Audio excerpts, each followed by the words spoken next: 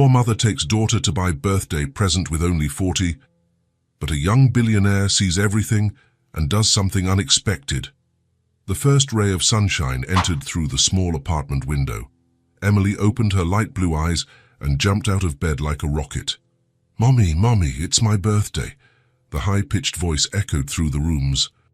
Claire woke up on the couch, where she always slept to leave the bedroom for her daughter. Her blonde hair was messy, but her smile was immediate.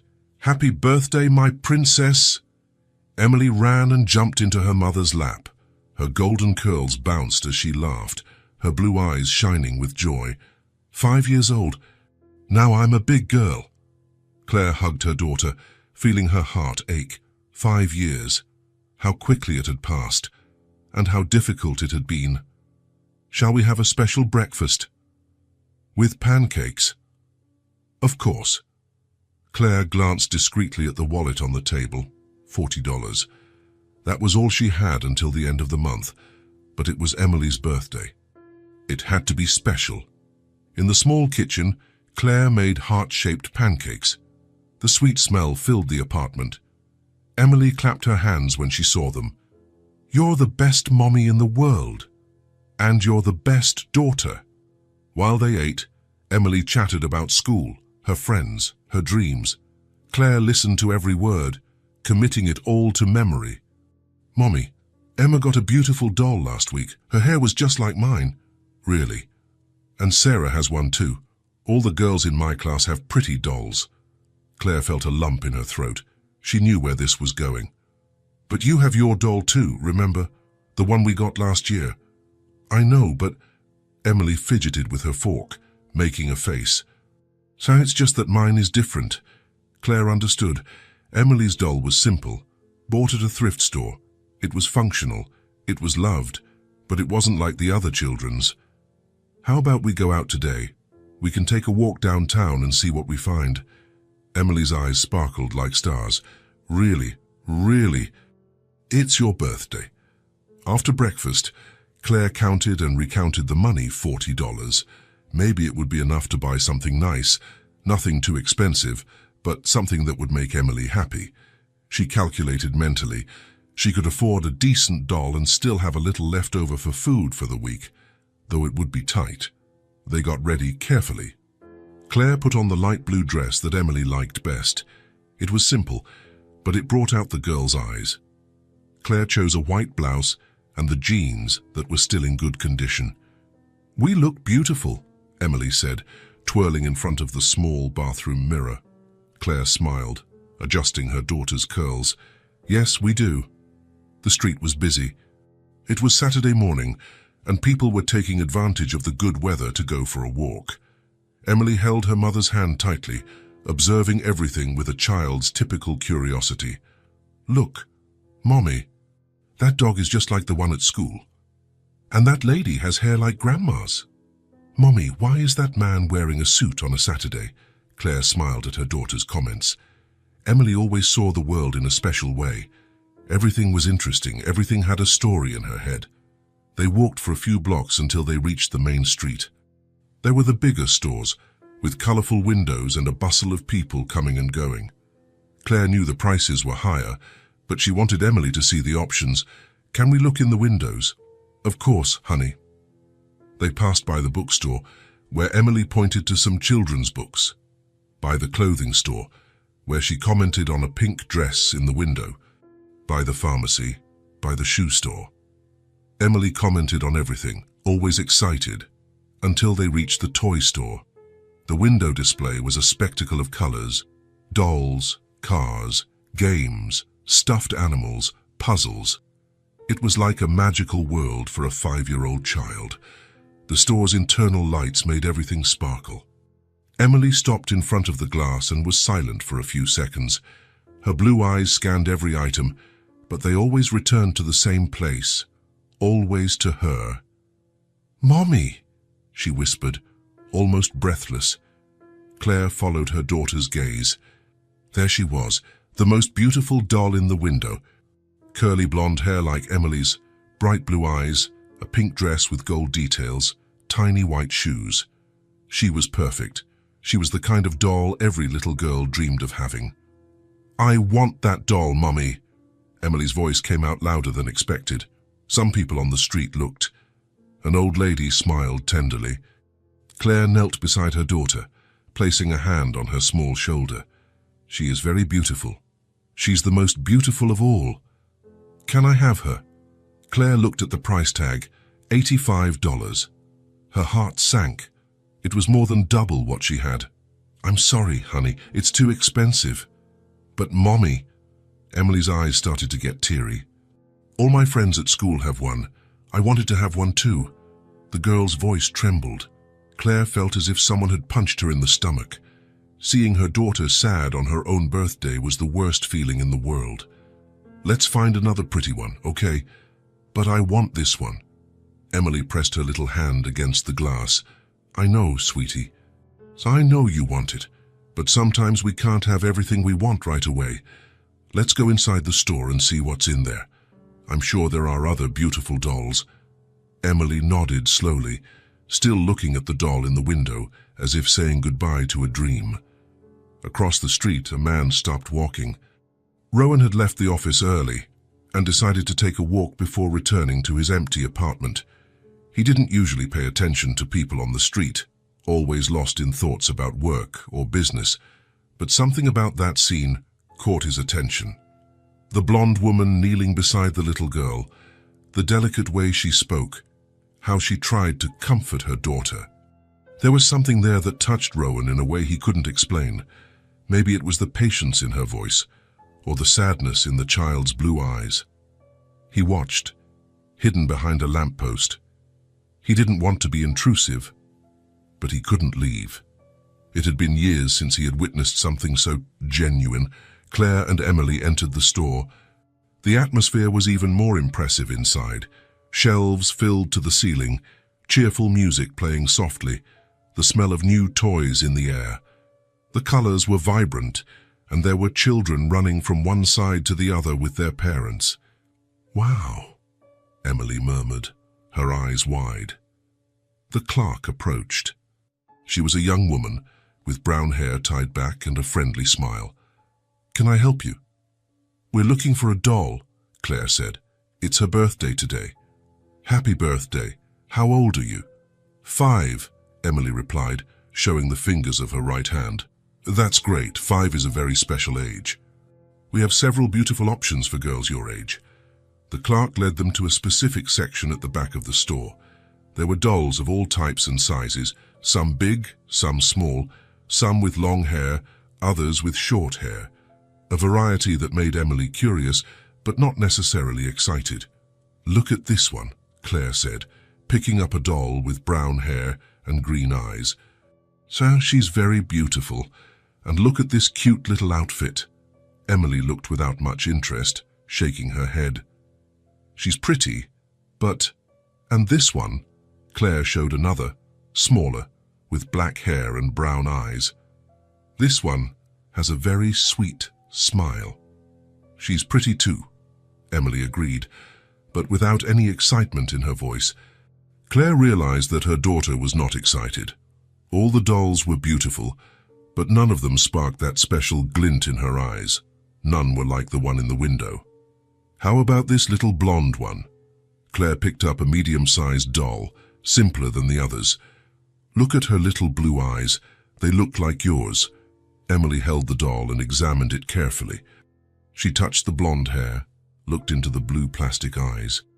"She's cute," she said, and for the first time since they entered the store, she smiled. "And look at the price." Claire checked the tag. $28. It fits right into what Mommy can spend today. "Can I have her?" "Of course, sweetie.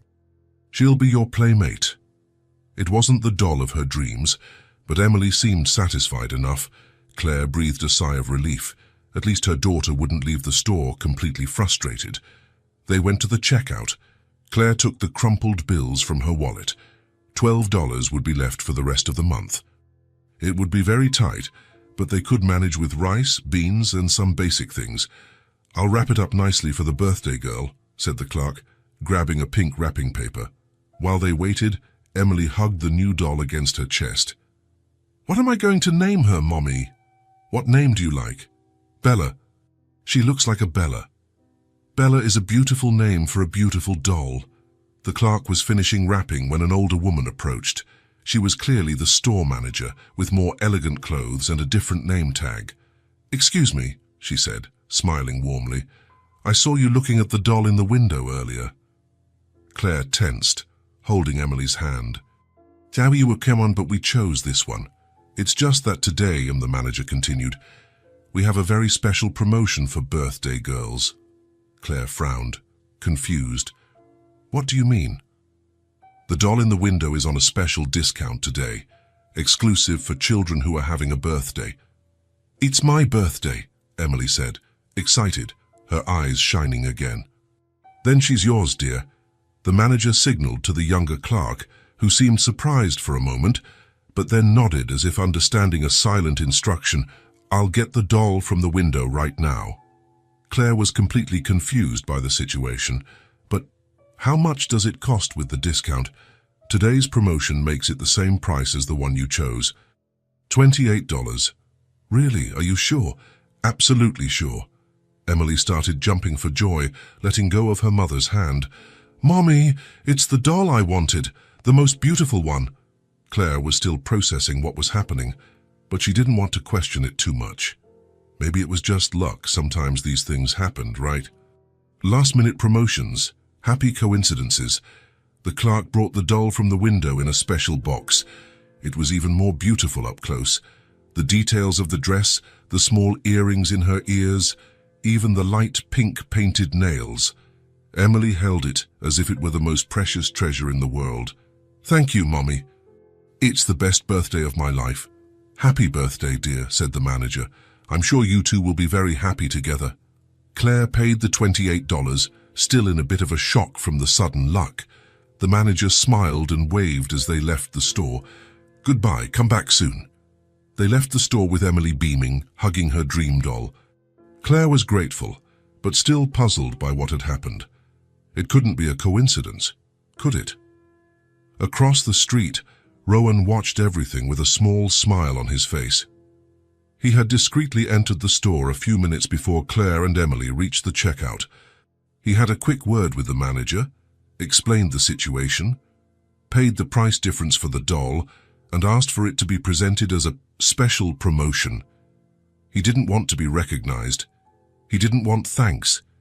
He didn't want them to know who he was. He just wanted to make that little girl smile on her birthday. He wanted that mother not to feel inadequate for not being able to buy what her daughter wanted. Now, seeing Emily leave the store happy, jumping on the sidewalk with the doll in her arms, Rowan felt something he hadn't felt in a long time. A warm feeling in his chest, as if a knot he didn't even know existed had been untied, as if he had done something really important. For the first time in years, he had used his money for something that really mattered. Not to impress clients, not to get some advantage in business, not to buy things he didn't even need, just to make a child happy. Claire and Emily walked down the street, chatting excitedly about the new doll. Emily showed every detail to her mother, making up stories about the doll's life, about the adventures they would have together. Rowan followed them from a distance, unnoticed, keeping a safe distance. He didn't know why. Maybe he wanted to make sure everything was okay. Maybe he wanted to keep that scene in his memory for a few more minutes. "What am I going to call her now, Mommy?" Emily asked. "Weren't you going to call her Bella?" "But this one is more special than the other. She needs a more special name." Claire thought for a moment, looking at her daughter who was walking with a lighter, happier step. "How about Hope?" "Hope." Emily tested the name on her tongue. "Hope." "I like it a lot." Claire smiled. Hope was a good name. Maybe it was exactly what they needed in their lives. Rowan stopped following them when they turned the corner towards the neighborhood where they lived. He stood there for a few minutes, leaning against a tree, thinking about what he had just done. He didn't know that woman and that little girl. He didn't know their names, where they lived exactly, what their full story was. But something about that scene in front of the store had moved him deeply. Maybe it was the gentle way the mother tried to comfort her daughter. Maybe it was the genuine sadness in the little girl's blue eyes when she heard she couldn't have the doll. Maybe it was the memory of his own childhood, when his mother also couldn't buy everything he wanted, when he saw other children with things he desired but knew were out of reach. Whatever the exact reason, Rowan knew he had done the right thing, and for the first time in a long, long time that was completely enough. He went home with a small smile on his face. A discreet smile, almost imperceptible to anyone looking from the outside, but as genuine as it hadn't been in years. The same kind of smile as a 5-year-old child hugging her dream doll, walking home on her birthday. Rowan arrived at the office on Monday morning with his mind still on the weekend. The image of the little blonde girl hugging the doll wouldn't leave his head. He had slept better on Saturday night than he had in weeks, as if something inside him had calmed down. The elevator rose silently to the 22nd floor. When the doors opened, Rowan stepped out with his Italian leather briefcase and his cell phone already ringing. It was Peterson, probably about the 9 o'clock meeting. Another day of contracts, negotiations, and decisions that moved millions. He crossed the polished marble lobby towards his office when something caught his attention. A woman was discreetly cleaning one of the corners near the client's waiting chairs, blonde hair tied in a simple ponytail, a light blue uniform. Rowan stopped in his tracks. It was her, the mother of the little girl from the toy store. She was there working silently, almost invisible among the morning rush of hurried executives.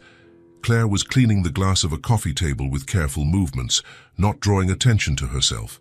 Next to her, sitting in one of the leather armchairs, was Emily. The new doll was nestled in the girl's lap, and she was talking softly to it as if it were a confidant. Emily was wearing a simple yellow dress and Velcro shoes. Rowan stood still for a few seconds, processing the coincidence. Or was it a coincidence? How many times had he passed by that exact spot without seeing? How many times had Claire been there, working while he rushed by, focused only on meetings and deadlines? "Good morning, Mr. Mitchell," said Linda, the receptionist, as he passed her desk. "Good morning, Linda." But Rowan couldn't move on. Something was pulling him back to where Claire and Emily were. It was as if an invisible force was preventing him from continuing with his automatic routine. He turned around, pretending he had forgotten something important at the reception. Claire was finishing cleaning the table when she noticed someone approaching. She looked up with her light blue eyes and saw a tall man in an impeccable dark suit, with well-groomed brown hair and eyes that looked familiar. There was something about him she recognized, but she couldn't place what it was. "Excuse me," Rowan said, and his voice came out softer than he usually used in the corporate environment. Claire straightened up immediately, a little tense. In the 8 months she had been working there, company executives rarely spoke to the cleaning staff. When they did, it was usually to complain about something. "Yes, sir."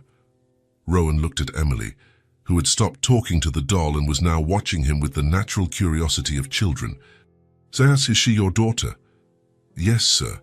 She came with me today."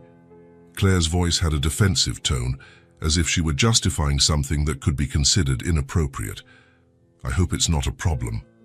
Usually she stays at school until later, but today she left early because the teacher got sick and—" No, Rowan interrupted gently, noticing the anxiety in her voice. "It's no problem at all.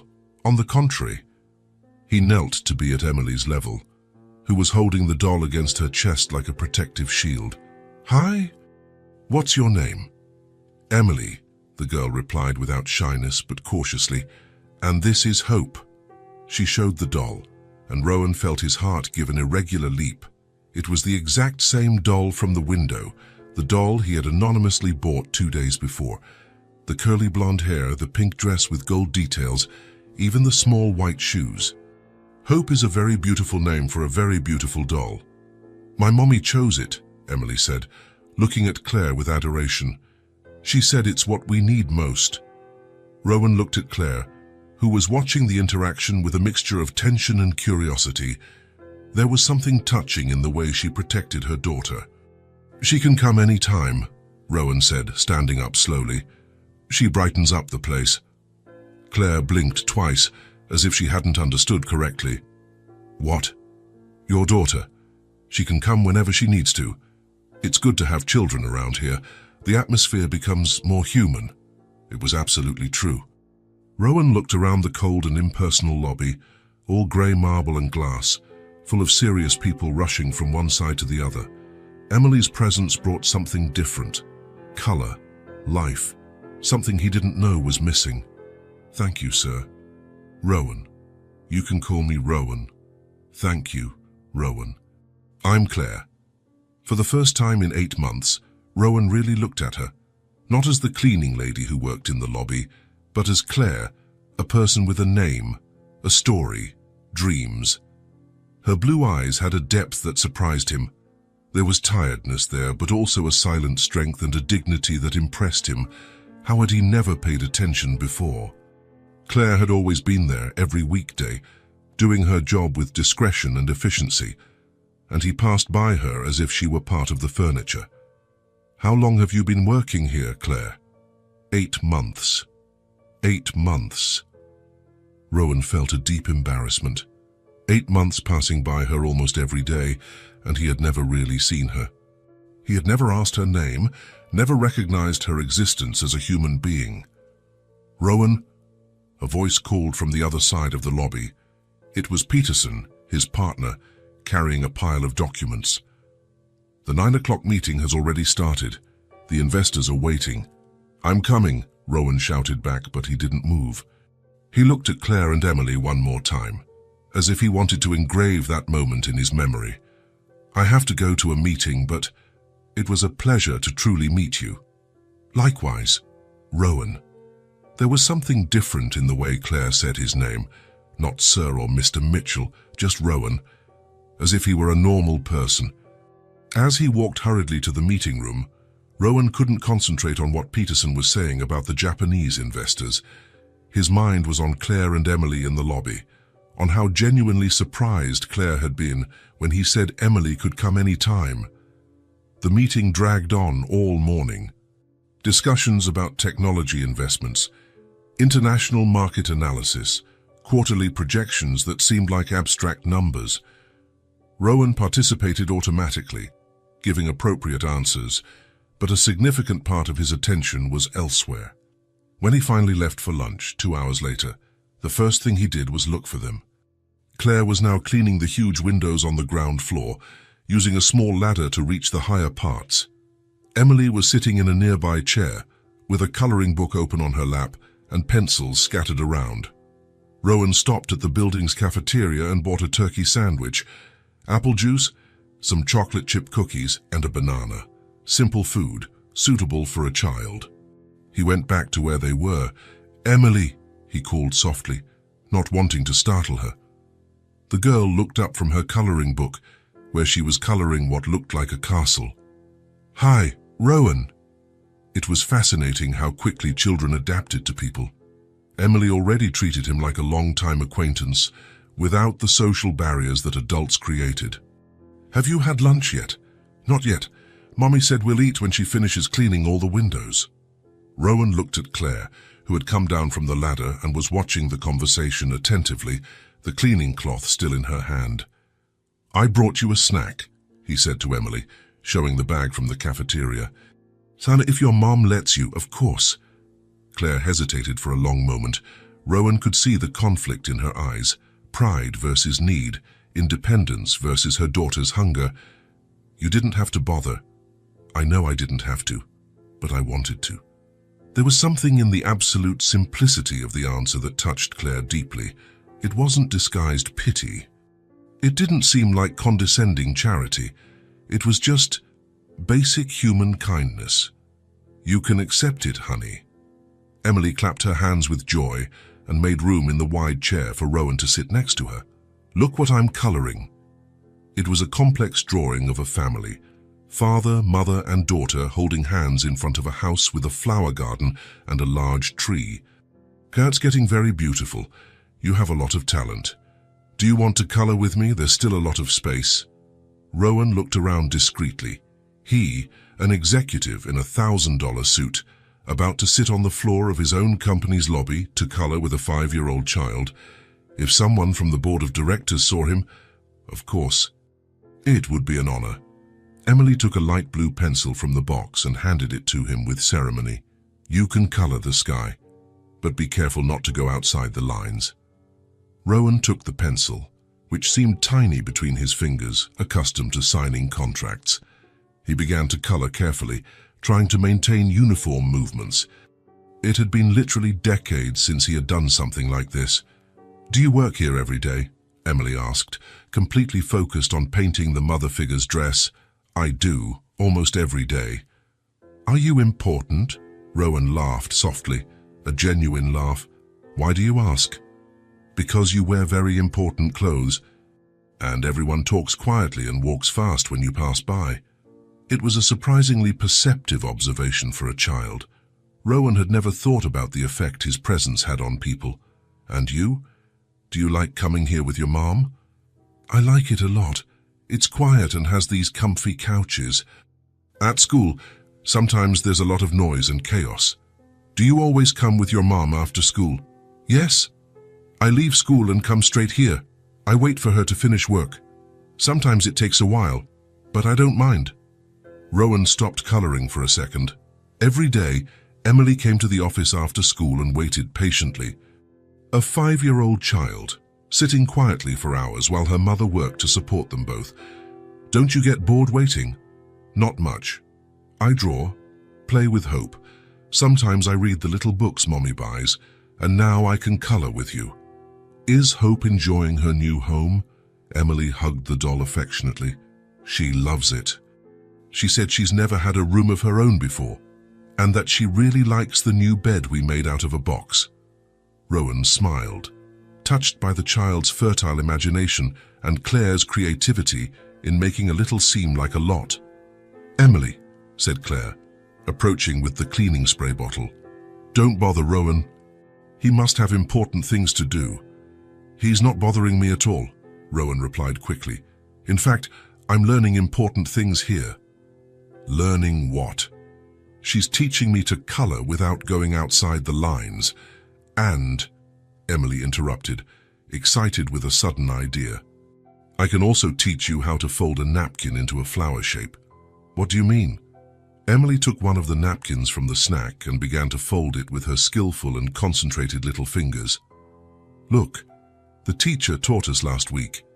Hair turns into a real flower. Rowan watched, absolutely fascinated, as she transformed the ordinary napkin into something that really looked like a delicate flower. Incredible! How do you do that? It's easy. Want to try? Rowan took another napkin from the package. Emily guided his large hands with infinite patience, showing exactly where to fold, how to press, where to make the petals appear. No, that's not right. Look here. She carefully undid his work and demonstrated again, step by step, with the patience of an experienced teacher. Now I get the trick. On the third try, Rowan managed to make a flower that minimally resembled Emily's demonstration.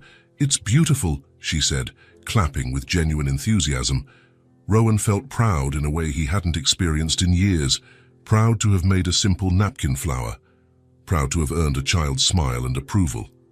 Claire watched the whole interaction from a distance, pretending to be completely busy with cleaning the windows. There was something almost surreal in the scene unfolding. A powerful and important executive sitting on the marble floor, patiently learning to fold napkins with her 5-year-old daughter. But it wasn't just the incongruity of the situation that impressed her. It was the quality of attention Rowan gave to Emily. He wasn't trying to impress anyone or score points. He wasn't being condescending or fake. He was genuinely present, truly interested in what Emily had to teach. Do you have children, Rowan? Emily asked, neatly putting the colored pencils back in their box. No, I don't. Why not? It was a question too direct for a child to ask, but Rowan was not offended, nor did he seem uncomfortable. I never found the right person to start a family with. Oh, I see. Emily reflected for a moment, chewing on a cookie. My dad didn't want to have kids. Rowan glanced quickly at Claire, who had completely stopped pretending to clean and was now watching the conversation with full attention. Really? Yes. Mommy explained that he left because he wasn't ready to be a real dad. But it's okay. The natural simplicity with which Emily spoke about something so complex and painful touched Rowan deeply. There was no apparent resentment in her voice, only a maturity too great for her 5 years. But Mommy and I get by just fine on our own. We're a team. I can see that clearly. And Rowan really did see. There was a special bond between Claire and Emily that was beautiful to witness. A mutual care, a solid partnership that worked despite all the obvious difficulties. Rowan, Emily said, carefully putting the doll in her small bag. You're very nice. You're very nice too, Emily. So can we be real friends? The question came out so naturally that Rowan was momentarily speechless. When was the last time someone had directly asked if they could be his friend? When was the last time he had had a genuine friend without ulterior motives? I would very much like to be your friend, Claire approached, discreetly checking the watch on her wrist. Emily, I need to finish my work before 5. Let Rowan get back to his important things. Actually, said Rowan, standing up and straightening his crumpled suit, this was by far the most important thing I've done all day. And he truly believed it with every fiber of his being. Can I come back tomorrow to see how the rest of the drawing turned out? You can, Emily replied, jumping with excitement. See you tomorrow then. Rowan walked back to the elevator with a completely strange and new feeling in his chest. Lightness. That was exactly it. For the first time in many years, he felt genuinely light. In the silent elevator, he looked at the small napkin flower he was still holding carefully. A tiny work of art, made by 5-year-old hands and taught with infinite patience. Claire had always been there, every weekday for the last 8 months, working silently while he rushed past, completely focused on things that now seemed much less important. But today he had really seen, today he had paid real attention.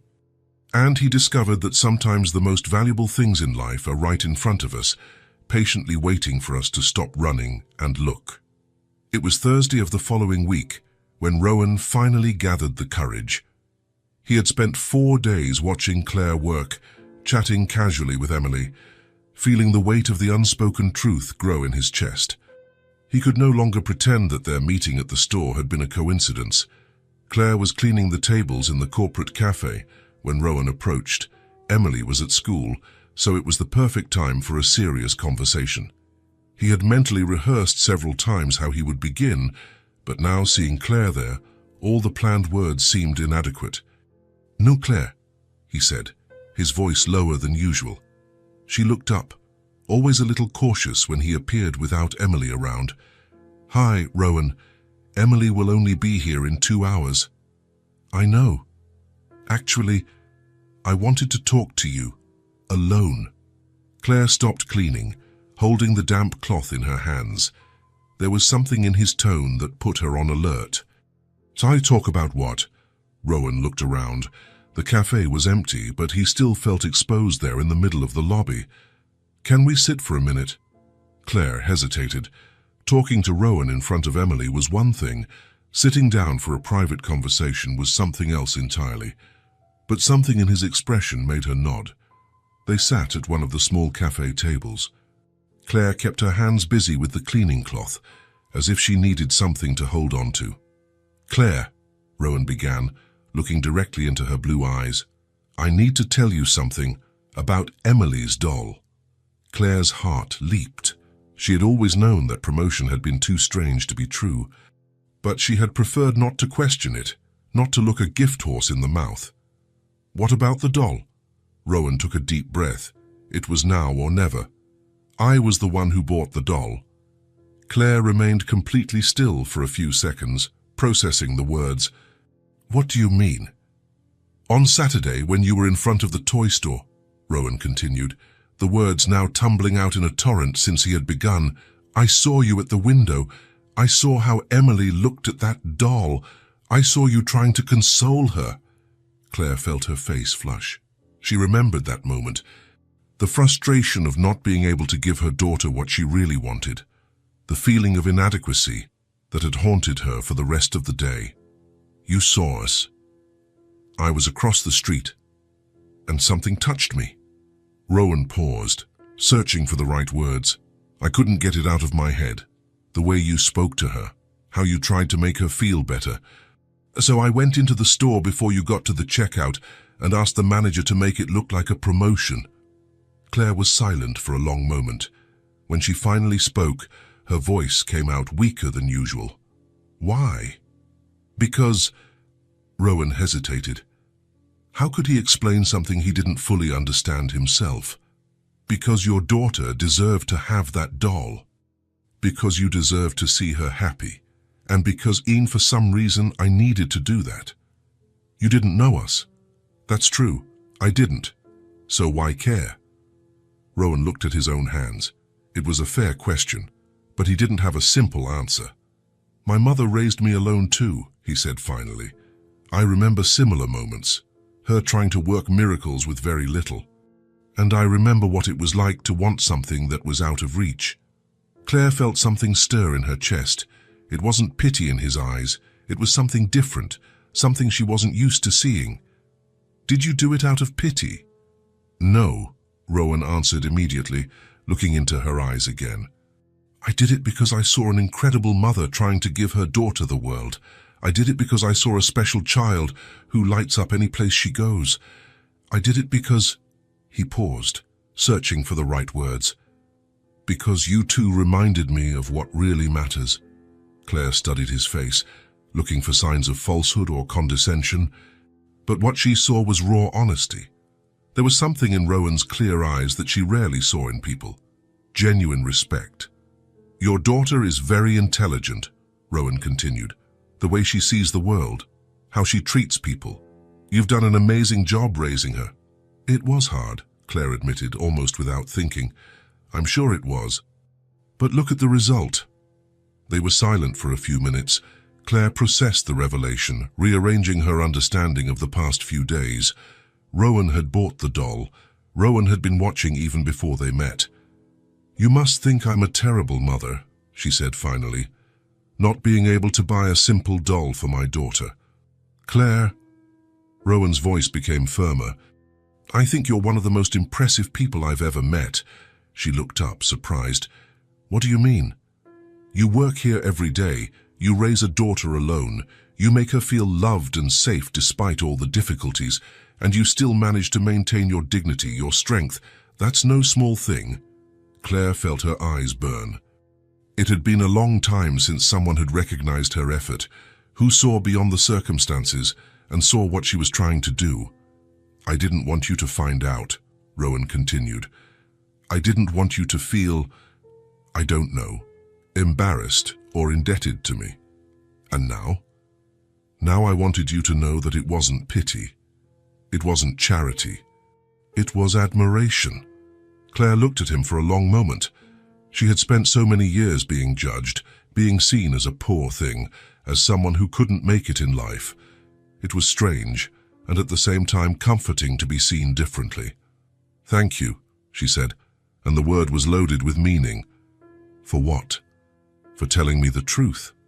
And for seeing us in a different way. Rowan smiled, and it was a different smile from the ones Claire was used to seeing in the corporate environment. It was warm, genuine. It's hard not to see you in a different way. You've changed my days here. We have? You and Emily. This place was just work for me. Now it has color, laughter, life. Claire felt something strange in her chest. She couldn't remember the last time someone had said that she and Emily brought something positive to someone else's life. It was usually the opposite. They were seen as a burden, as a complication. Emily likes you a lot, she said, and I like her a lot. And you. The words came out naturally, but created a moment of silence between them. Claire didn't know how to interpret that. Rowan, you don't have to say anything, he interrupted gently. I just wanted you to know the truth, and to know that if you ever need anything, you can count on me. Claire nodded, still processing everything. Something different was happening there. something she wasn't sure she was ready to understand. "Can I ask you a question?" she said. "Of course." "Why tell me now?" Rowan thought for a moment. "Because I couldn't pretend anymore, and because you deserve honesty." They were interrupted by voices in the lobby, other employees arriving from lunch. The moment of intimacy naturally dissolved. "I need to get back to work," Claire said, standing up. "Of course." She took a few steps, then turned around. "Rowan." "Yes." "Thank you, really. Not just for the doll, for everything." He nodded, and Claire went on with her work. But something had changed. The truth was between them now, and with it, a new understanding. Rowan hadn't acted out of pity, he had acted out of respect, and Claire wasn't sure what to do with that information, but she knew it changed everything. Summer arrived with a vengeance that year. It was a Friday at the end of June, and the thermometer was reading almost 90 degrees. The building's air conditioning was working at full blast, but the heat was still unbearable. Rowan had taken off his suit jacket and rolled up the sleeves of his shirt, which was already showing sweat stains.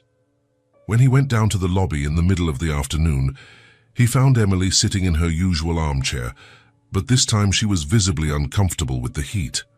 Her blonde curls were stuck to her sweaty forehead, and she was fanning her face with a coloring book. "It's very hot today," Emily said when Rowan approached, her yellow dress sticking to her back. "It's unbearable. Where's your mum?" "Cleaning the bathrooms on the 10th floor. She said it will take longer today because of the heat." Rowan looked at the little girl trying to cool herself with the improvised fan. Her blue eyes were tired from the heat. An idea came to his mind. "Emily, how about some ice cream?" The little girl's blue eyes lit up immediately. "Really, can I?" "Of course you can. But let's ask your mum first, okay?" They went up to the 10th floor. They found Claire coming out of one of the bathrooms, her face red with heat and sweat, hair stuck to her forehead. She was wiping her forehead with the back of her hand when she saw them approaching. "Hi, you two. What are you doing up here?" "Mommy," Emily said, excited. "Rowan wants to take us for ice cream." Claire hesitated, looking at Rowan with that cautious expression he already knew. "It's very hot," he explained. "I thought it would be nice for you to cool off a bit." "You don't have to bother. I know I don't have to. But it's unbearable in here. I can imagine how it must be to work in this heat." Claire looked at her daughter, who was watching her with hope. "Please, Mommy, it's really hot." Claire smiled, and for the first time, Rowan saw a completely relaxed expression on her face. "Okay then, but only if you promise to behave." "I promise." They went down to the street. The heat outside was even worse, but Rowan knew an ice cream parlor 2 blocks away that had excellent air conditioning. "Let's go to that one," he said, pointing to a small shop with a colorful sign. The ice cream parlor was cozy, with round tables and colorful chairs. The air conditioning worked perfectly, bringing immediate relief. Emily ran to the freezer counter to see the flavors. "Wow, so many flavors," she exclaimed. "You can choose whatever you want," Rowan said. Emily spent several minutes deciding between chocolate, strawberry, and vanilla. In the end, she chose a double scoop of chocolate and strawberry in a cone. Claire ordered just 1 scoop of lemon. "And you?" asked Claire. "I'll have chocolate, classic." They sat at a table near the window. Emily attacked the ice cream with enthusiasm, smearing her face. Claire ate slowly, clearly savoring every spoonful. "It's been a while since I had ice cream," she commented. "Why?" asked Rowan. "It's not exactly a priority in the budget." Rowan felt a pang in his chest. Simple things like ice cream, which were automatic for him, were a luxury for Claire. "I always thought rich people didn't care about these little things," said Claire, watching Emily. "But you're different." "How so?" "You see us. You really see us. Most people look through us as if we were invisible." Rowan didn't know what to say. There was a painful truth in those words. "It's strange," Claire continued, "to be treated like a normal person, without pity, without judgment." "You are a normal person, Claire, an incredible person." She looked at him for a moment, as if she were trying to understand something. "Sir Rowan," Emily said, interrupting the moment, "can I ask you a question?" "Of course." "Do you live alone?" "I do." "Don't you get sad?" Rowan laughed. "Sometimes. But meeting you two has made a difference in my life." Claire felt something warm spread through her chest. She couldn't remember the last time someone had said that she made a positive difference. "Do you want to have dinner with us tonight?" Emily asked suddenly. "Emily!" Claire scolded, embarrassed. "What? He's our friend." Rowan looked at Claire, waiting. "You don't have to accept," she said, awkwardly. "It's nothing special, just simple food." "I'd love to," Rowan interrupted. "If it's not an inconvenience." "It won't be an inconvenience at all," Emily said, clapping her hands. "Mommy makes the best food." Claire smiled, still shy but pleased. "Our house is very simple. The apartment is small. The food is basic." "Claire," Rowan said softly, "I'm sure it will be perfect." 2 hours later, Rowan was following Claire and Emily down a simple but well-kept residential street. The buildings were old but had charm, with small gardens in front. It was a working-class neighborhood where people knew each other. "That's ours," Claire said, pointing to a 3-story building. They went up 2 flights of stairs. Claire opened the door to a small but impeccably organized apartment.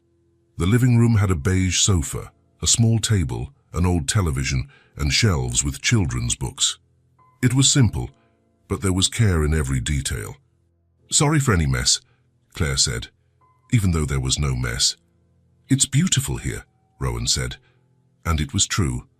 There were pictures of Emily at various moments on the wall, children's drawings taped to the refrigerator, small plants in the window. It was a real home made with love.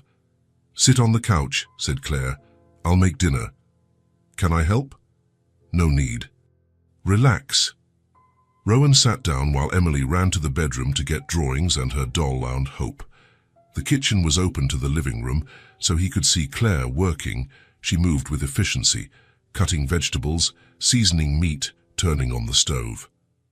"Emily told me you know how to play checkers," Claire said as she cooked. "I know a little." "Why?" "She's been wanting someone to play with. I always lose on purpose, but she's already figured it out." Rowan laughed. "I promise to play a fair game." "She'll like that." The smell of food began to spread through the apartment. It was a homemade aroma, of natural spices and genuine care. 40 minutes later, they were sitting at the kitchen table. Claire had made grilled chicken with rice and beans, a simple salad and orange juice. It was homemade food made with care. "This is delicious," Rowan said after the first bite. "Really? Really.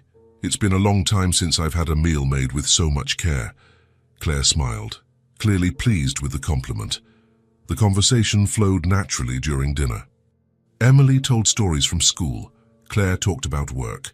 Rowan shared lighter experiences from the office. There was no tension, just 3 people talking like friends. "Rowan," Emily said after eating, "can you stay and watch a movie with me?" "What movie?" "The Little Mermaid. Mommy said we can watch it after dinner." Rowan looked at Claire, who shrugged. "If you want to stay, cool.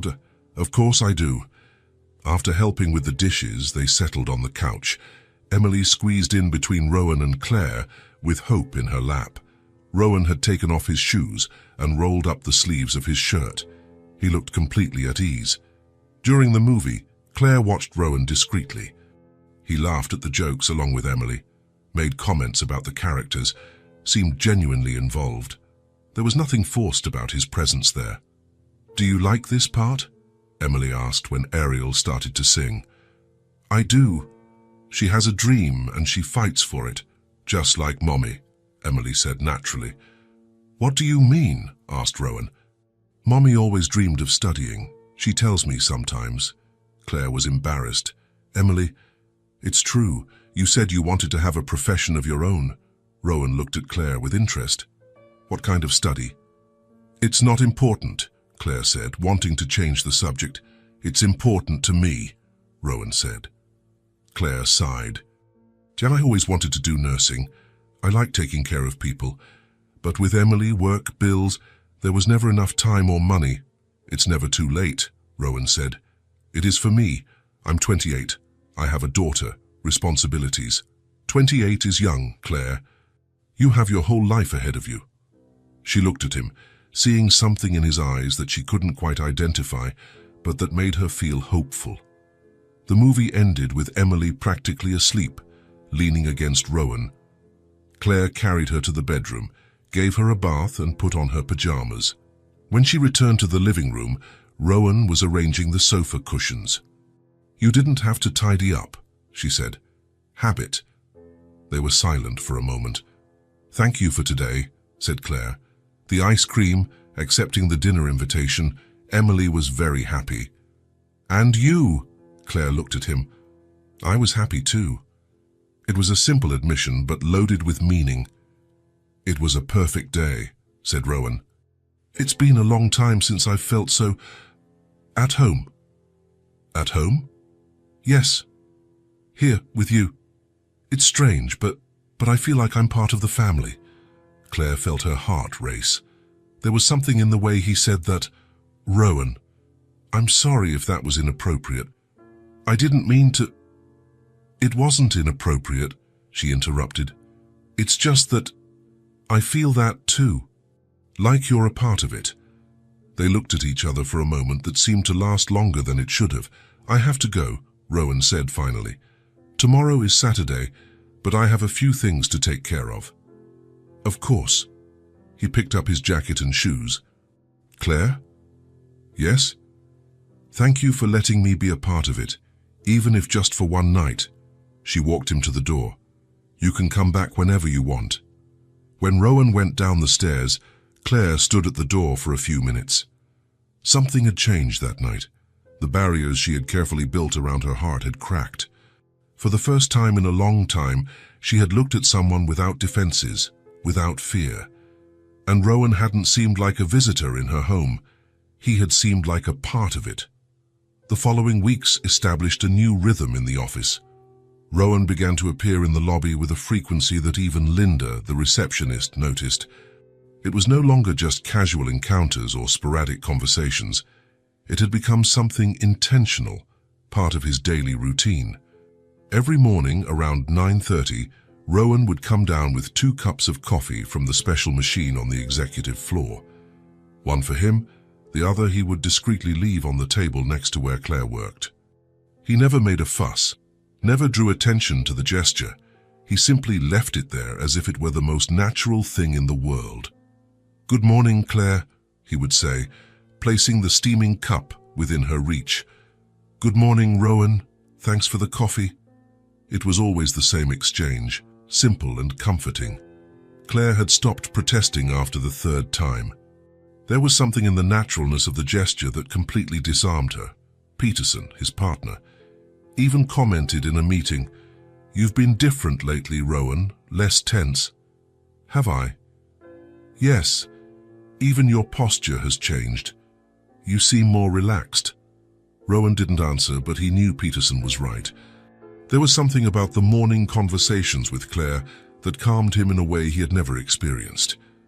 When Emily was around, after school, Rowan invariably appeared, not in an obvious or planned way, but as if he were just passing through the lobby and was lucky enough to run into them.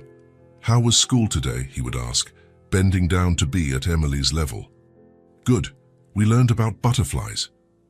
Butterflies? How interesting. What kind? And so began conversations that would last for 20, 30 minutes. Rowan asked subtle but genuine questions. He wanted to know about Emily's friends, about her favorite subjects, about the books she was reading. Questions that most adults asked only to be polite, but that Rowan asked because he really cared about the answers. The teacher said that butterflies don't live very long, Emily said on a Tuesday. That's true, but they are important even if they live for a short time. Why? Because they help flowers exist. Without them, we wouldn't have colorful gardens. Emily thought about it for a moment. So even though they're small, they make a difference. Exactly. Size doesn't define importance.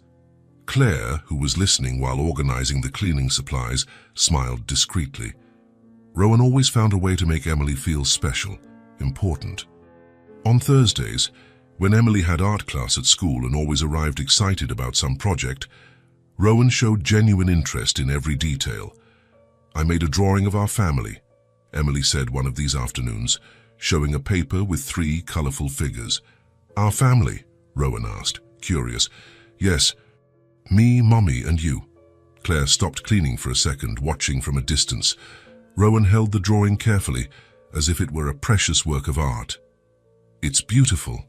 Can I keep it?" "You can. I'll make another one for Mommy." Rowan carefully folded the drawing and put it in the inside pocket of his jacket. Claire saw the gesture and felt something warm spread through her chest. As the days passed, other employees began to notice the change. Rowan, who had always been exclusively focused on work, now took regular breaks. He smiled more often during the day. Even the way he greeted people had changed, becoming warmer. One Friday afternoon, when the office was emptier, Rowan found Claire cleaning the ground floor windows. Emily was sitting in a nearby chair, doing her homework. "Need a hand?" Rowan offered. "No thanks." But he stayed there anyway, watching Claire work. There was a graceful efficiency in her movements. She didn't just clean, she cared for the environment as if it were her own home. "Claire," Rowan said after a few minutes. "Yes? Can I ask you a question?" She stopped cleaning, a little tense. "You can." "Have you seriously thought about what you said about studying nursing?" Claire sighed. "I think about it all the time. But thinking and being able to do it are different things." "And if there was a way?" "What kind of way?" Rowan hesitated. He didn't want to seem condescending. "There are night programs, scholarships, things that could work with your routine." "Rowan, I'm not trying to solve your life," he said quickly. "I just think you deserve to have your dreams, Claire." She looked at him for a long moment. "Why do you care so much?" It was a direct question, and Rowan didn't have a simple answer. Because you two have become important to me. Very important." Claire felt her heart race. Her heart. There was something in the way he said, "important," that made her understand it wasn't just friendship. "Rowan," Emily said, looking up from her homework, "can I tell you a secret?" "Of course." Emily looked around to make sure no one else was listening, then whispered loud enough for Claire to hear, "Mommy has been happier since you showed up." Rowan immediately looked at Claire, who had completely stopped cleaning. Her blue eyes met his, and this time she didn't look away. She held his gaze for a second longer than usual, as if she were trying to communicate something she couldn't say in words. "Emily," Claire began, clearly embarrassed. "But it's true, Mommy. You smile more. You sing in the shower again. You're less worried." Rowan continued to look at Claire, seeing confirmation in her eyes of what Emily had said. "I'm happier too," he said softly. It was a simple admission, but loaded with meaning. "Rowan," said Emily, "are you going to have dinner with us again?" "Mommy bought ingredients to make lasagna." "She did." Rowan looked at Claire, surprised. Claire blushed. "I thought maybe if you wanted to." "I'd love to." "Great," Emily said, clapping her hands. "Can it be today?" Rowan looked at Claire, who nodded shyly. "Today is perfect." Later that night, as they ate homemade lasagna at the small kitchen table in Claire's apartment, Rowan realized how natural it had become. The conversations flowed easily. Emily told stories from school. Claire laughed at his jokes. It was as if he had always been there. "Rowan," Emily said as they ate dessert, "do you like living alone?" "I used to," he answered honestly, "but now I prefer to be here with you." Claire looked at him, and again there was that moment of silent connection. "You can come over any time," Emily said. "Mommy likes it when you come, I can tell." "Emily," Claire protested, but she was smiling. "It's true. You're different when he's here. More like before." "Like before?" asked Rowan. "Before you were sad, when I was a little girl and you used to sing me to sleep." Claire was moved. She didn't know that Emily remembered those times when she still had hopes, before life became just about survival. "I can sing you to sleep tonight," Rowan offered. "If your mum lets me." Emily looked at Claire with hope. "Can he?" Claire nodded, touched by the kindness of the gesture. After Emily fell asleep, lulled by a lullaby that Rowan remembered from his own childhood, he and Claire stayed in the living room talking softly. "Thank you," Claire said, "for everything. For the morning coffee, for the conversations with Emily, for being a part of it. Thank you for letting me be a part of it." They looked at each other, and Claire realized that something had definitely changed. Rowan was no longer a visitor. He was no longer the important executive who showed up occasionally. He had become part of their routine, part of their lives. And for the first time in a long time, Claire let hope become part of her routine again. It was a sunny Sunday morning when Rowan arrived at Claire's apartment with fresh coffee and donuts.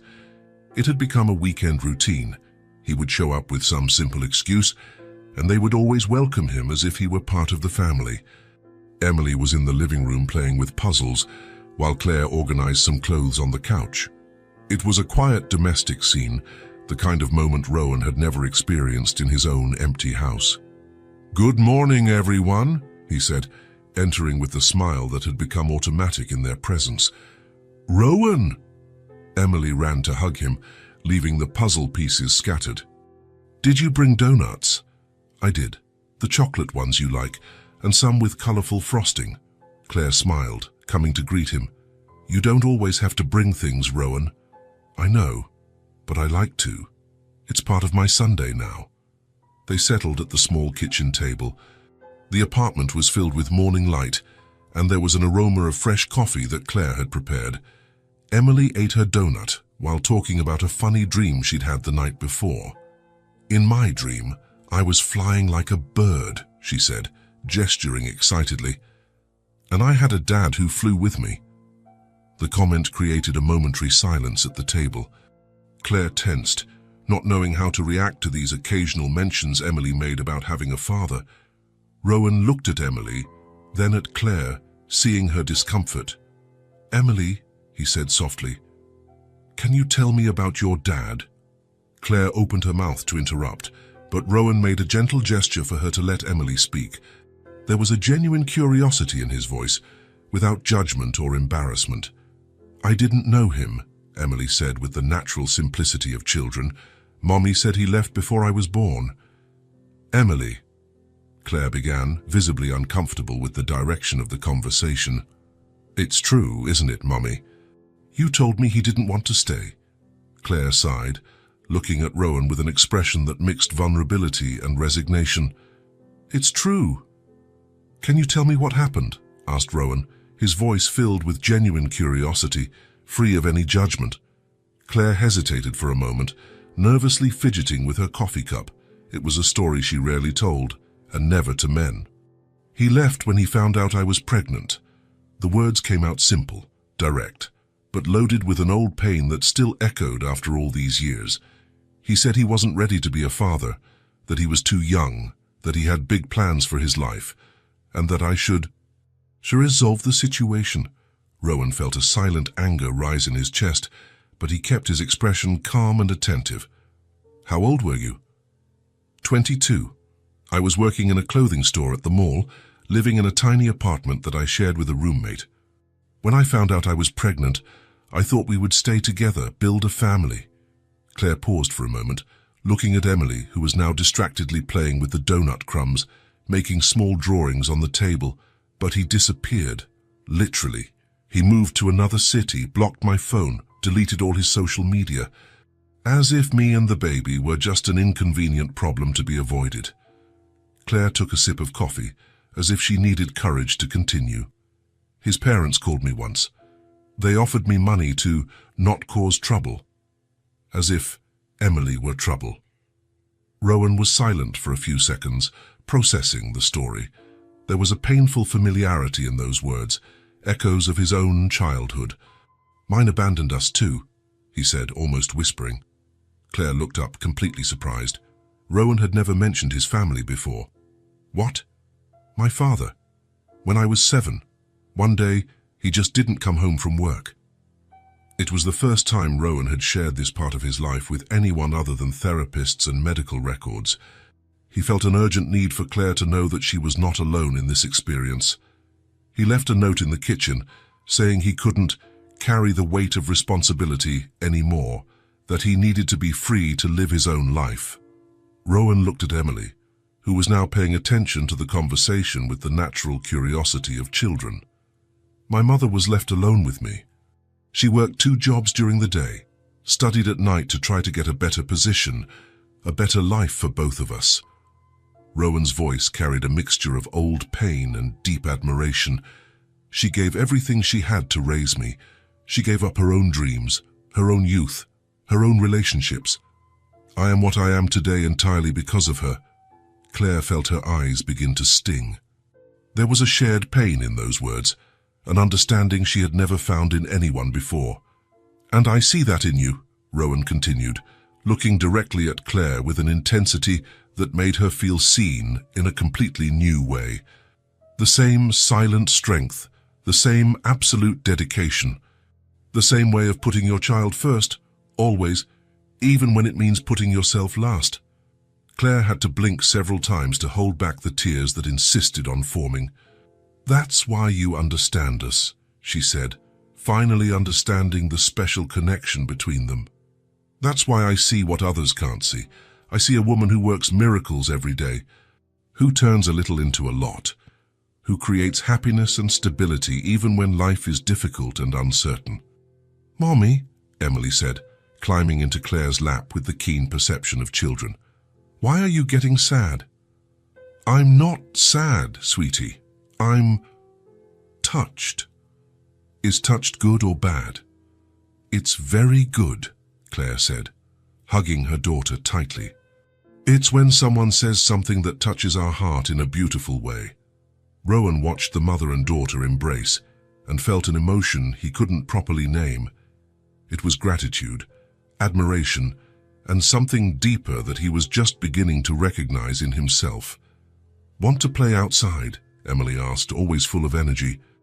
Oh, there's a small playground nearby. Of course, Rowan said, grateful for the change of energy. They went down to the small neighborhood park. It was simple, with some old but well-maintained playground equipment by the local community. Emily ran directly to the swings, asking Rowan to push her. Claire sat on a nearby bench, watching the interaction between them. There was something completely natural in the way Rowan played with Emily. Not forced, not performative, not trying to impress, just present and genuinely interested. Higher, Emily shouted, laughing with that pure joy of children. Be careful not to fly straight to the moon, Rowan joked. If I fly to the moon, will you come and get me? Always, Rowan replied without hesitation. The answer came out so naturally and with such conviction that it made Claire feel a tightness in her chest. Emily had found in Rowan something she didn't even know she was looking for. A male figure who didn't run away, who didn't disappear, who stayed. After a while, Emily went to play on the slide with other children who had arrived at the park. Rowan sat next to Claire on the bench, both of them watching the games. Thank you, she said after a few minutes. For what? For sharing your story with me. For making me understand that I'm not alone in all this. They sat in comfortable silence, watching Emily interact with the other children. It was one of those moments when words were not necessary, where the simple shared presence said everything. Rowan seeked, Claire said after a few minutes, almost without thinking, the words coming out as if they had a life of their own. I've always wanted to study. He turned to look at her, giving her his full attention as he always did when she spoke. To have a real profession, something of my own, you know, not just being Emily's mom or the building's janitor. Being Claire, the nurse, or Claire, the teacher, or Claire, anything that was really mine. Rowan listened without interrupting, understanding instinctively that she needed to talk, needed to get these thoughts out. When I was a child, I used to play doctor all the time. I took care of my dolls as if they were real patients. I made elaborate bandages on my stuffed animals. I dreamed of working in a big hospital, helping people, making a difference in their lives. She stopped, looking at her own hands that worked so hard every day. But life didn't leave room for dreams. First it was working early to help at home because my father had lost his job.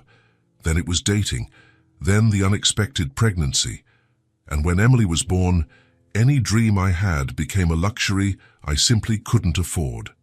Claire sighed deeply, as if she were releasing years of pent-up frustration. Sometimes I wonder what it would have been like if I had tried.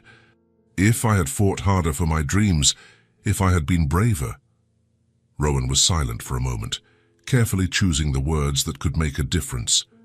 "You are a strong woman, Claire," he said finally, with a conviction that surprised her. "Stronger than you think." She looked at him, seeing something in his eyes that she couldn't quite decipher. "If you want to try again, if you want to fight for your dreams now, I want to support you in that. Rowan, I'm not talking about solving everything for you," he clarified quickly.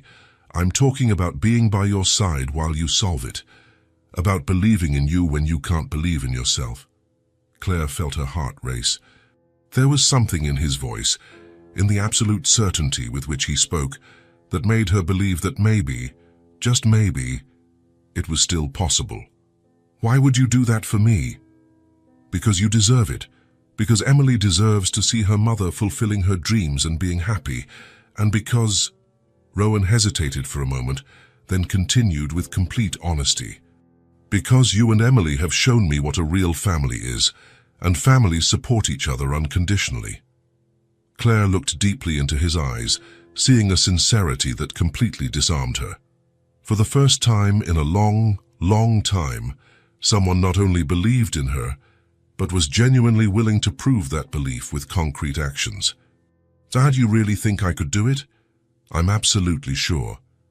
Even with all the difficulties, with Emily, with a full-time job, with the lack of money." "Especially because of the difficulties," Rowan said with conviction. "They made you strong, they prepared you for any challenge." Claire felt tears begin to stream down her face. Not tears of sadness or frustration, but of deep relief, of hope reborn. "Mummy!"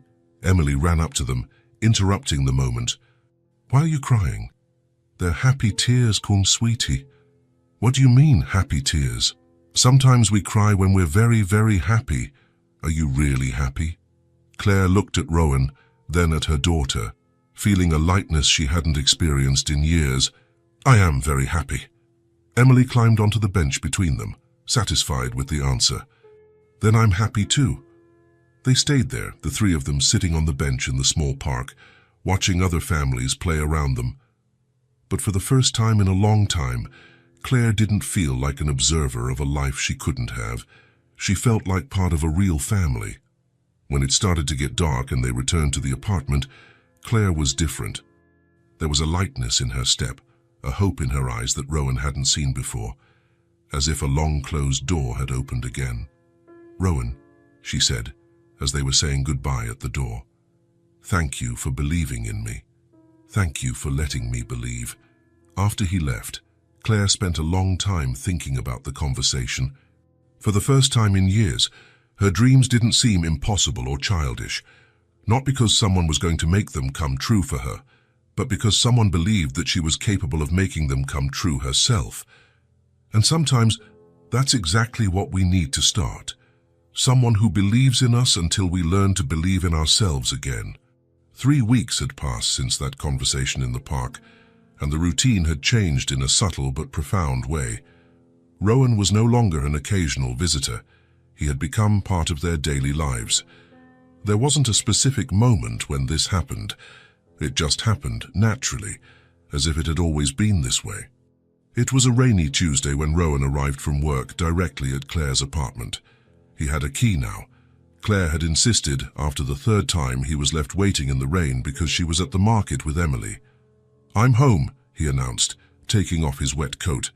"Rowan," Emily ran to hug him. "Can you help me with my homework? It's hard." "Of course. Let me say hi to your mom first."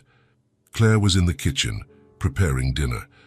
The smell of sautéed vegetables filled the small apartment, creating a cozy atmosphere that contrasted with the rain outside. "Hi," he said, lightly kissing her cheek. It was a gesture that had become natural over the weeks, without planning or discussion. It just happened. "Hi. How was work?" "Better now," he said, and he wasn't being polite. It was true. Rowan went to the living room table where Emily had spread out notebooks, pencils, and an expression of childish frustration. "What do we have here?"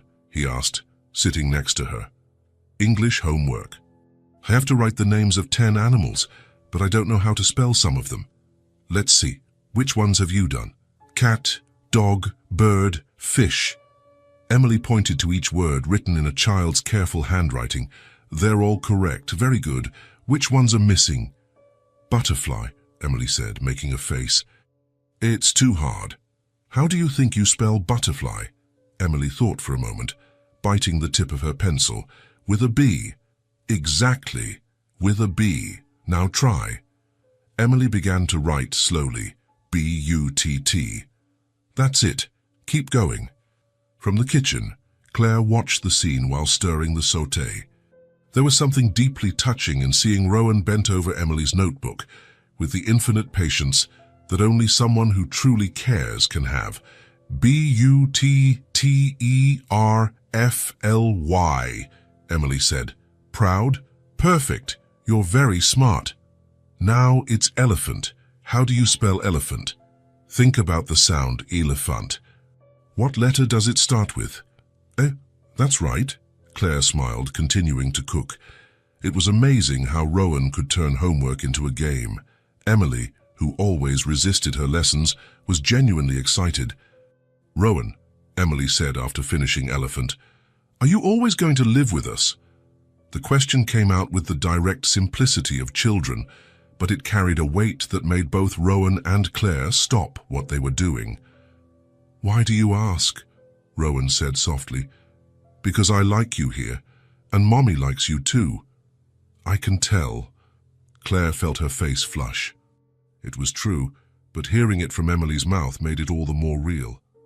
"I like being here too," Rowan said, glancing quickly at Claire in the kitchen. "A lot. So you can stay?" "If your mom lets me." Emily ran to the kitchen. "Mommy, can Rowan live with us?" Claire almost dropped the spoon she was holding. "Emily, he helps with homework. He's funny, he makes you laugh, and he makes better pancakes than you." "Hey!" Claire protested, laughing despite her embarrassment. Rowan approached the kitchen, seeing the tension on Claire's face. "Emily," he said, "these are grown-up conversations. Your mom and I will talk about it, okay?" "Okay. But I think it would be nice." "I think so too," Rowan said, looking at Claire.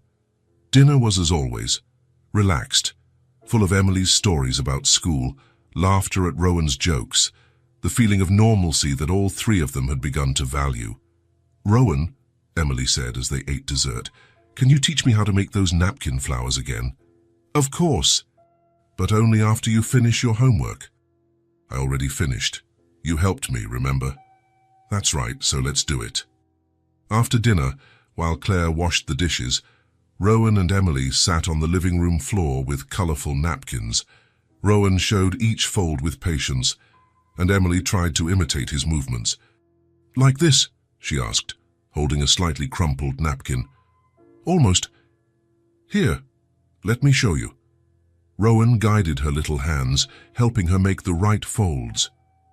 Claire watched from the kitchen, drying the dishes slowly to prolong the moment of observation. There was something profoundly right about that scene.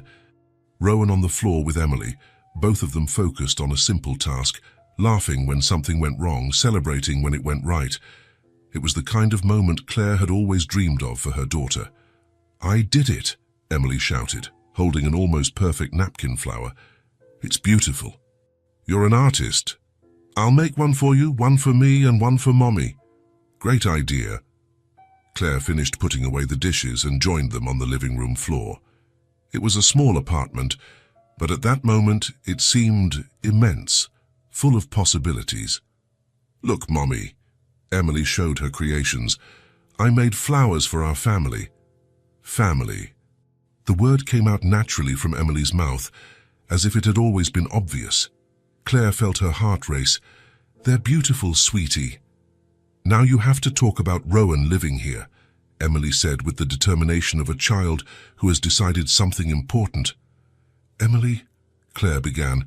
"It's bath time," Rowan said, saving Claire from embarrassment. "Now go on. Your mum and I will talk." "Okay, but you promise to talk properly." "We promise," Claire said. After Emily went to take a bath, Rowan and Claire were left alone in the living room. The silence wasn't uncomfortable, but it was filled with expectation. "Sorry about Emily's question," Claire said. "She still doesn't understand." "Claire," Rowan interrupted gently, "I want to live here." She looked at him, surprised by his frankness. "I want to wake up every day knowing I'll see you. I want to help Emily with her homework every day, not just sometimes. I want to cook with you. I want my clothes to be mixed with yours on the clothesline." Claire felt her heart beat faster. "I want to be part of your lives officially, not as a visitor, not as a friend who shows up, as family." "Rowan, I know it's early. I know it might seem rushed, but what we have here..." He gestured to the apartment. "This is real. This is what I've always wanted and never knew existed." Claire was silent for a moment, processing his words. "And if it doesn't work out? And if it does? Emily might get used to it and then suffer if you change your mind." "Claire," Rowan took her hands. "Look at me." She looked. "I'm not going to change my mind. I'm not going to leave. I'm not him." The reference to Emily's father was implied and but clear. "Mommy!" Emily shouted from the bathroom. "I forgot my towel." "I'm coming." Claire stood up, but Rowan held her arm. "Think about what I said, okay?" Claire nodded and went to help Emily. When she returned, Rowan was organizing the toys scattered around the living room. Another automatic gesture, as if it had always been part of the routine. "Rowan," she said. He stopped and looked at her. "Yes," would be the answer. "Yes, yes, you can live here. Yes, I want you to be part of our lives officially. Yes, I also want to wake up every day knowing you'll be here." The smile that spread across Rowan's face was like the sun appearing after a storm. "Really? Really?" He crossed the room in 3 steps and hugged her, lifting her off the floor. Claire laughed, feeling a lightness she hadn't experienced in years. "Mommy," Emily appeared in her pajamas. "Dad, did you talk?" "We did," Claire said, still in Rowan's arms. And Rowan is going to live with us." "Really?" Emily shouted, jumping for joy. "Really," said Rowan, putting Claire down and kneeling to hug Emily. "Now we're a real family," Emily said. Claire watched Rowan hug her daughter, both of them laughing and celebrating, and felt her heart completely full. Not with fear or worry, but with gratitude. For the first time in a long time, the future didn't seem scary. It seemed perfect. 6 months had passed since Rowan moved into the apartment.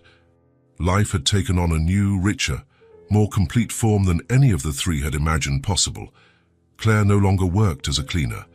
Now she occupied a desk at the building's reception, answering calls, organizing mail, and managing the executives' schedules.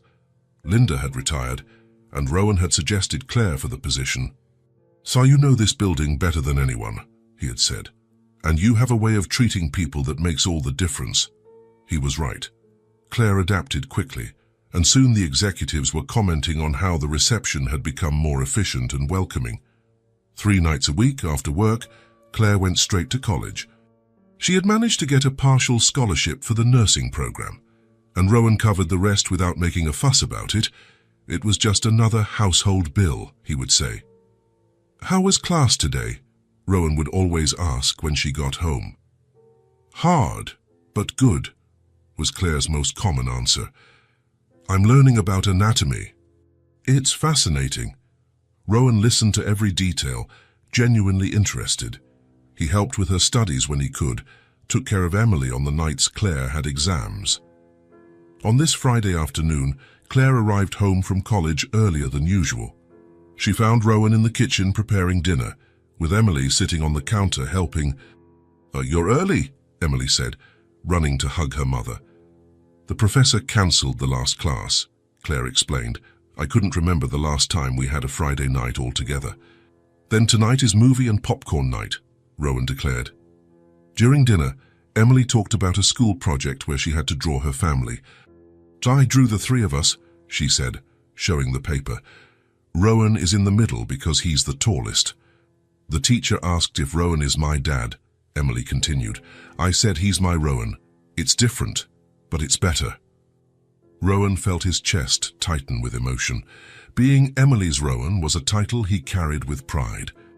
After dinner and the movie SoulFrame, when Emily went to sleep, Rowan and Claire stayed in the living room talking. It was a ritual of theirs, the time of day when they shared thoughts and plans.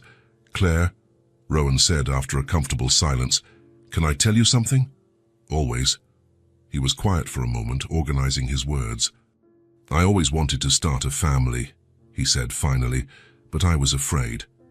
"Afraid of what?" "That people would be interested in what I had, not who I was. Afraid of never knowing if someone truly loved me." Claire held his hand, understanding. "But with you," Rowan continued, "I feel like I want to build this for real. Because I know you see me, not what I own, Rowan. You knew me when I was just a guy who showed up at your work. You accepted me into your home when all I could offer was my presence." Claire felt her eyes burn. "And I want to build a life with you. Not because I need to take care of you, but because you make me want to be better." From the hallway, a small voice interrupted. "Are you talking about being a family?" Emily appeared at the door, her hair messy and holding hope. "Emily, you should be sleeping," said Claire, "but I heard you talking. Are we going to be a real family?" Rowan and Claire looked at each other. "We are," Rowan said honestly. Emily ran to the couch and jumped between them. "Like, official."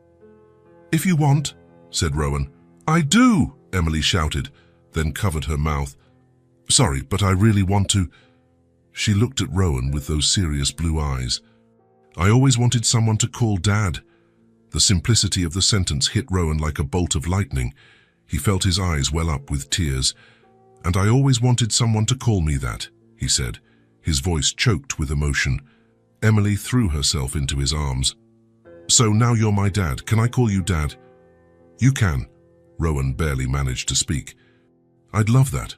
Claire watched the scene with her heart overflowing. There were no grand promises, no dramatic declarations, just three people choosing to be together. "Group hug," Emily declared. They hugged there on the couch, the three of them together, and Claire realized that this was exactly what family meant.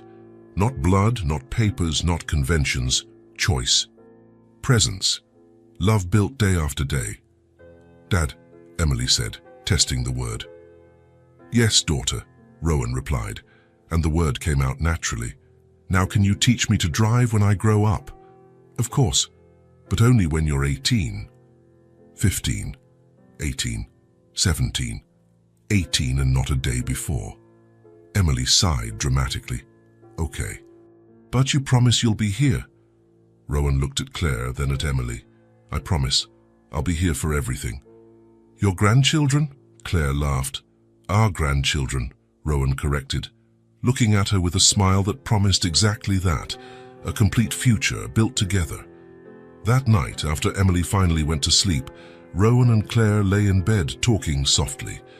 "So now you're a father," said Claire. "Now I'm a father," he repeated. "How does it feel?" "Complete," said Rowan without hesitation. "For the first time in my life. Complete." "Me too. Even with all the changes, the studies." "Especially because of it," said Claire. "You didn't give me a ready-made life. You gave me the chance to build my own life."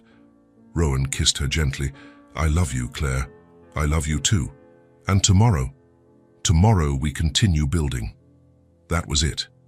There were no perfect endings or magical resolutions, just the daily choice to be present, to build something real, to be a family, and for the three of them, that was more than enough. It was everything.